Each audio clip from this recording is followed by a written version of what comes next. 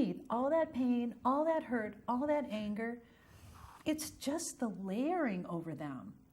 Underneath is this beautiful, vibrant soul, this being that has so much potential to do such great things with their family, with their neighborhoods, who knows, maybe global.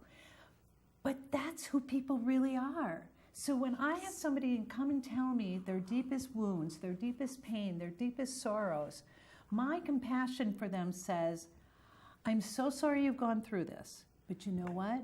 I will help you through this so that at the end of your session, when you walk out my door, this will be done. And the vibrant you then is what's left. Because really, that is all there is left. And what's amazing when you say that, by the time you walk out the door, actually, I have friends that have experienced your process, and they kind of fly out the door, right? I like that, Yeah. yes. That I people know, feel lighter. I flew out. Yeah. Yes. When was the last time you have felt light and like you were flying?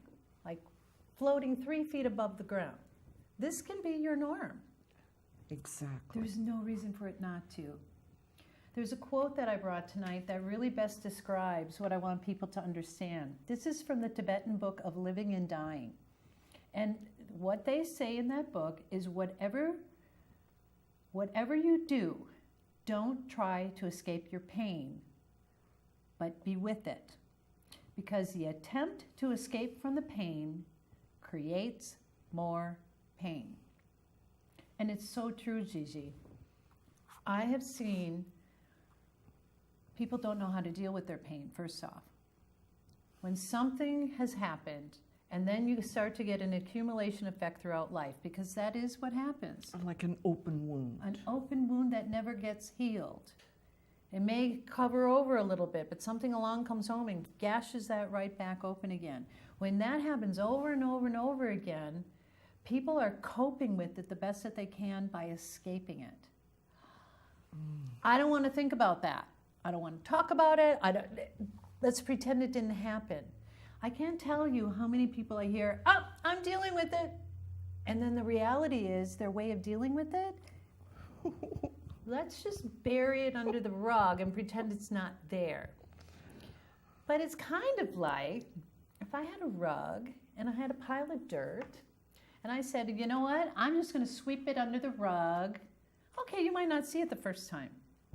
But as I keep sweeping more and more dirt under the rug, pretty soon I'm going to have a heap in the middle of the floor. And then you're going to go, oh no, I've cleaned my house. Everything's fine. Right. When everyone else can see, oh my God, don't you ever clean? Because you have this huge pile underneath your rug. That's what happens when you don't go to what the problem is. So the difference between me and therapy, I should start to talk about that a little bit. My work is a great adjunct with therapy. In fact, I work with a lot of therapists. They send me their clients. They send me their tough clients. Because the client that they can't get any movement with, they send to me. Because I'll get movement. I'll get out of the way with their client. I will get out of the way what has stopped that therapist from getting great movement for their lives to be better, their clients' lives to be better. So what I do is I help clear that out. Now, let me give the explanation on what I'm talking about. How does this work? So here's my woo-woo-y part, so I'm warning everybody right now. But thank God for science, because science has proven. We all have energy that surrounds our physical body. Now that's as woo-woo-y as I'm going to get tonight. It's there. Science can prove it. So everyone has this energy field. And nobody knows what it's there for, because most people can't even see it, but I bet they can feel it. Because when you come in contact with things that feel heavy, you're getting a feeling. When you come in contact with somebody you really like, you're going to get another feeling. That's because this energy field has a sensitivity to other people's energy. That's where we live. It's a world of energy. In the world of the shaman, everything is energy, which corresponds with the world of the quantum physicist. They have said we are made up with 99.9% empty space. Well, I feel this table is solid. I feel my hand is solid. but it's just the vibration is so low. Okay, so that's as woo-woo as I'm going to get everyone. So, this energy field, we call this like your software program. It's the program running your life.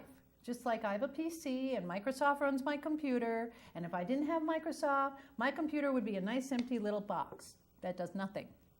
But the minute I put Microsoft in, voila, I have a working computer. Well, that's kind of the analogy I want you to think about. This energy field is your software program. This is your Microsoft.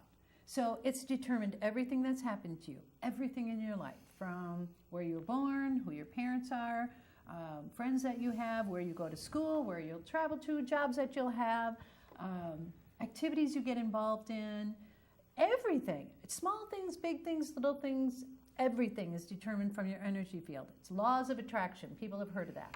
So your energy field is radiating out to the world. Look at a child. They're radiating out vitality, they're radiating out honesty, they're radiating out excitement, they're radiating out this energy that the laws of attraction said they're going to pull in more of that. Yes. So little kids are living in this world of life is great, it's a sandbox, we play with our friends, and they're honest. You hit me, I don't like you. You know, they're very honest until we culture them, oh, you can't say that or do that. And I'm not saying that we should teach them to be impolite. I'm not saying that at all. But the reality is we start to indoctrinate them in how to live in our society. So living in this society, which if you look at the news, it's pretty painful right now. Sooner or later, that child, whether they want to or not, they are going to go through something that's painful or hurtful or traumatic or challenging. I don't care what it's called. In my world of training, it's heavy energy. Yes. It's heavy. We can feel when something is negative, it feels heavy. Well, that is what happens. Sooner or later, when you start to go through that the first time, so to speak, that heavy energy is directed towards you as a child, comes in contact with this energy field that surrounds the physical body, and it'll cut it like a knife.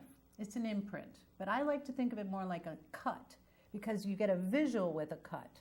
If I took a knife and ran it across my hand, ouch, it would hurt, it would leave an open wound.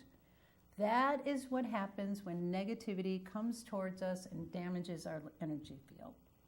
Well, what's the big deal with that? So what? It's just a cut. Well, it's a little more complicated than that. What happens is the laws of attraction take over once again.